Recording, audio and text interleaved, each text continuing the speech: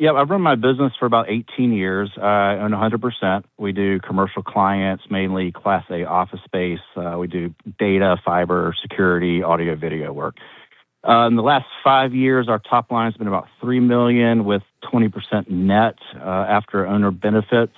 And I've got a nice lifestyle business, but my challenge is what is next? I'm concerned about losing relevance after an exit, but I'm also a little less motivated than I once was after I hit some benchmarks. So I guess the question is, in your experience, what do you feel is the best way to handle fatigue and keep pushing towards, I guess, after hitting some major goals that you set out for early?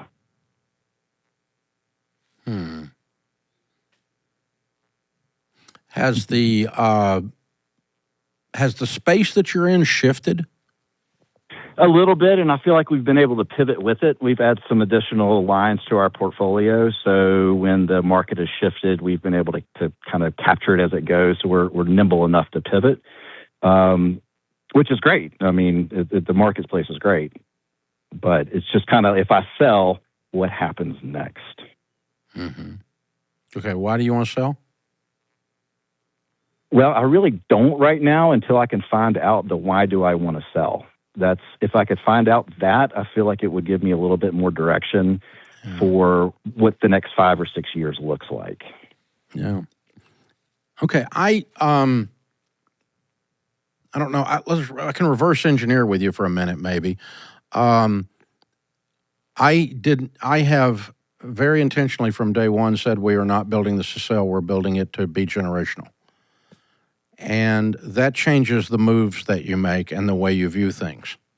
It changes your paradigm on every problem that comes at you, every opportunity that comes at you. Simon Sinek wrote a wonderful book called The Infinite Game. I would recommend you pick it up. Okay. And his point, or the thesis of the book is, when you're playing a game that has a set of rules that causes an end, then you play those rules to that end. When you're playing a game that does not have an end, you play differently. Mm-hmm. You know, as if you're thinking about like a board game, there's 5 or 6 things, chess, or whatever. There's a set of rules. There's an end game there. A game that, a football game has a timer on it, So at the end of the time, who's got the high score? And you play every play to get to that 60-minute clock ticking down, right? And so if you're building something to sell, you move the players around on the chessboard, you call the plays in the huddle to create the desired result at the end of 60 minutes, at the end of the sale. When you're playing for infinite game, you do it different. So I'm playing long ball all the time with every decision. And that's not a criticism of somebody who wants to build something to sell. I don't have a problem with that. But for me, this business was God's call on my life to help people, to serve people with teaching, leadership, to teach. Now we teach mental health with Dr. John Deloney, and of course the whole money space thing that Ramsey is known for. And we've gotten tremendous satisfaction out of that call on our lives, not just my life, but started on my life. And that's more than just a job. It's more than just building something.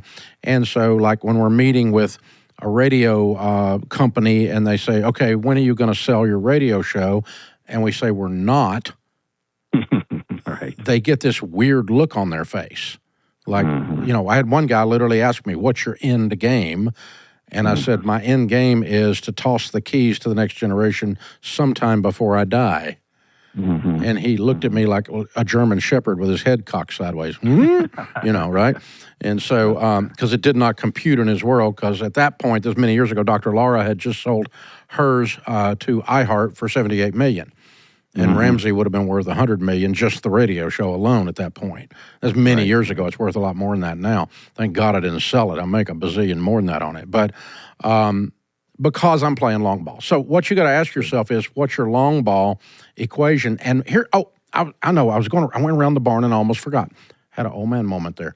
All right, so when I'm playing long ball, it makes me do what you're doing right now all the time. What gives me joy and what pisses me off? What do I hate about Ramsey? Well, I own it, so why don't I change it? Right. You know, what do I love about what I do? Well, I own it, so I'm going to do that. Why do I want to, I love being on this microphone. So why am I going to give it to somebody else? I got to give it to somebody else. So if I die, there's somebody else here. That's a good thing. It's succession planning. But I enjoy this, so I'll keep doing this right here or something like this until I don't make sense and they take me off the air. So, but it's joy. What gives me joy? That's the question I want you to ask yourself. What are the actual tactical things in the business that when you get to do that all day, you come home with energy left over? Right, but what are the things that when you have to do those all day and you come home and you're like, God, it's 5 p.m. and I want to go to bed. I hate my life. Wait, I own it. No way. I have both days. And I tell our team all the time, if I hate doing something, y'all better watch out because I'm going to stop. Right. We're either going to delegate, we're either going to have we're going to close that division, close that product line, or we're going to delegate it and somebody else is going to pick it up and run with it. Because once I decide, I'll do it for a little while to see if I can get it working or hand it off. But I'm not signing up for 10 years of this sucks every day. That's fair. I'm going to sign up for 10 years of this gives me joy. Like I had a good friend of mine who sold his business for a nice sum of money that could be almost generational money. And now he's like, what am I going to do? He's sitting at home. He's like, I'm bored. I got nothing to do. Like, that's my biggest fear. I don't want to do that. Yeah. Number one, your first question was, why do I want to leave? That's a really good question for yourself. Part of that is what gives me joy and what do I hate? That's a subset of why do I want to, why do I want to leave? Okay. And then if I do want to sell it because it's run its course, I don't like it anymore. There's more of it I don't like than do like. It's a fine business. There's nothing ashamed about it. I just don't want to do it anymore. That's an okay answer. That's answer one. And then you're correct in saying, I need the next thing.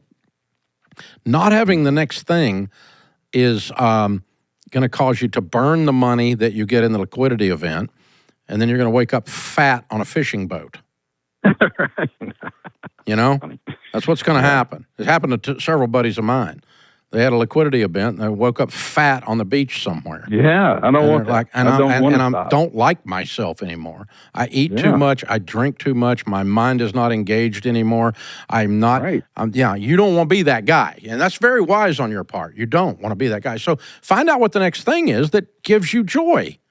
Gets you excited. If I had all the money in the world and all the time in the world, what kind of a business would I start? Well, my God, man, you're a great entrepreneur. You can go do that. Yes. It's like you can do anything. That's good. You want to be in business in America, you just do anything. It's not Russia. We get to decide. Wake up tomorrow, I'm going to start a business. That's as long as there are garages, there will be new businesses, right? It's a beautiful place. Yeah. I agree with you. Yeah, so you can do anything. So I'm going to fish around in that. Let me give you Ken Coleman's Get Clear assessment. It's a career assessment for people looking at jobs, but I want you to use it for an idea of what my next business venture is if I leave this. Or do I look at the things that I don't love and I delegate those or close them as a part of your business, and the things that give me joy and do more and more and more of them, and start playing long ball with this existing thing and take it from 3 million to 30 million to 300 million? Right. That's perfect. And that's okay too. That's okay too. There's I nothing love wrong your with advice all the time. You give us, I listen to you often, always a lot of good thought processes, your inspiration. You've done a great job with your business. So thank you for all you provide to us. Well, you're very kind. The other thing I want to do is I want to sign you up for EntreLeadership Elite, and I'm going to give it to you for a year for free. And it'll help you. It'll also help you walk through this process of making your decision on which one you're going to do. A, what gives me joy. B, what pisses me off that I can delegate or quit doing completely. Shut that part of the business down. C, where am I going to go if I sell it? These are the questions on the table, and they're really good questions. Really good questions, Parks. You're an amazing young dude. You're going to do great. You're inspiring. Thank you. Thank you so much for calling and being part of the program today.